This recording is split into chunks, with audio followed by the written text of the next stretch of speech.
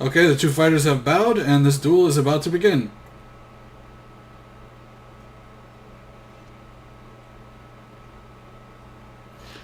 Estel So, going with, which I think is the same build before. Ooh, Lady Steamhawke takes a change, putting the turrets on top. opening up with high ground turrets and grenades. I'm loving that. He's going to use LOS to his advantage. Definitely this fighter. But not to worry, Estel has his pet doing. And this is legal. This is within boundaries. You are allowed to LOS.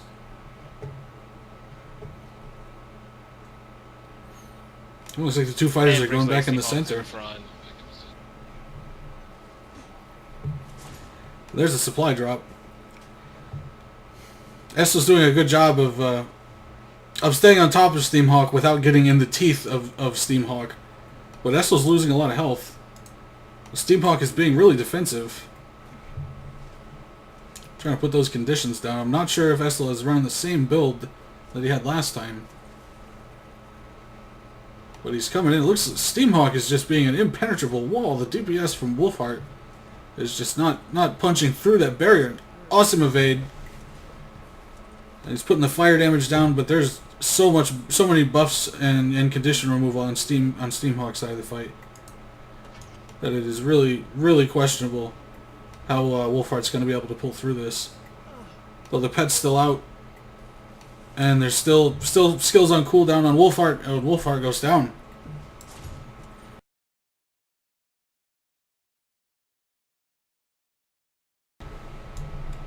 We've got the bow from Wolfheart. And Steamhawke saying, I want those gems. Steamhawke bows, Wolfheart bows, and fight 2 is on the way. Steamhawke's opening up the exact same way with the turret on the high ground and the grenades and the LOSing. This fight is this situation right now with the LOSing and the high ground. This is Steamhawke's position to lose. But Wolfheart's coming up with that. Rampage is 1, hoping that stability is going to save him from some of that CC coming from the net turret and the supply drop that he knows is going to be coming soon enough. But he's doing a real good job. He's right. LOSing his character behind the sepulcher there, or sepulcher, however you pronounce that, and sending his pet out. Hey, welcome back, Mooch. And at this point, I've always been here. I just forgot that you can't hear me on the stream. You can only hear me on the identified key up. So that being dick. They look like they're both fighting over Sculpture right now and LOSing one another. They might actually find themselves into overtime mode, and that might be where Estel can actually shop if able to take him out in overtime mode. It all depends on who overextends. You know, if Estel overextends again, then he might find himself in the same situation. But putting that poison down and putting those bleeds and cripples down, and Steamhawke's losing a lot of health. Right. Estel just has to watch out for a supply drop. You don't know what's going to drop, but he needs to get prepared for it. There it is. There's a supply drop as you see. Actually, no, it wasn't a supply drop. It looked like it was coming down, but it was stunned. Well, there it is now right there. A supply drop in. Well, I'm glad it's where it is because I have two options to finish this, or he needs to back out in LOS. That's what he needs to do right now. Is stay out of there and not get hit by those turrets.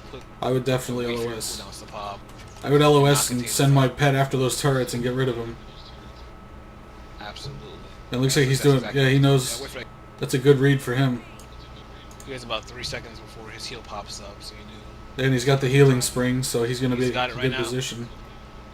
Ooh, gets a full heal off. That was a nice heal for Estel. Absolutely.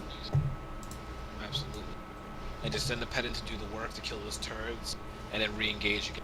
How much time do we have left, Tuna, before overtime begins? So 3 minutes? Yeah, we've got about 3 minutes. This fight started at 7:24, so we will. Well, it won't be overtime. It'll be a draw. It'll be a draw. Estel pops as a lead skill. Just Hoping getting to get those heals in. Yeah, getting too close to those turrets. It's a nice burst of heal. Lady Steamhawke is now just trying to kite him around as much as possible. I think Estel's playing a lot more defensively than he did the last game. Absolutely. Using that LOS to his advantage, hoping that Steamhawke runs out of cooldown. Perfect time to strike would be. Indeed.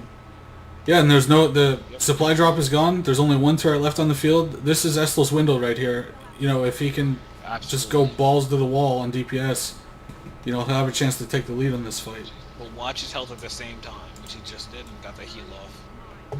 staying close to that healing spring to get that regeneration. And he's got a lot of fire damage coming out of that torch. But Steamhawke has a lot of condition removal, and Estel's losing a lot of health right now. Ooh, we're gonna heal right at the last second. Estel's gonna use that side for LOSing. Staying in bounds. Trying to keep those evades Heal popping. pop up in time. He's got 6 seconds. Ooh, looks like the windows. Ooh, a beautiful fear off from the head.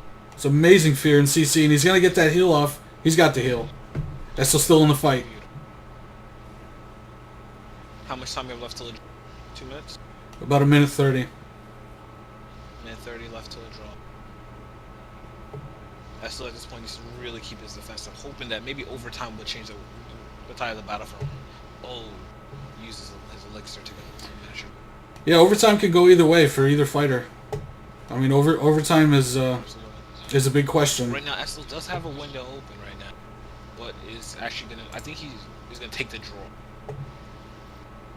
Well, he's got 15 seconds left until another supply drop drops. Ooh, and he's not gonna want to take another supply drop. And we're running close. We're running close to draw. We've got about 40 seconds left.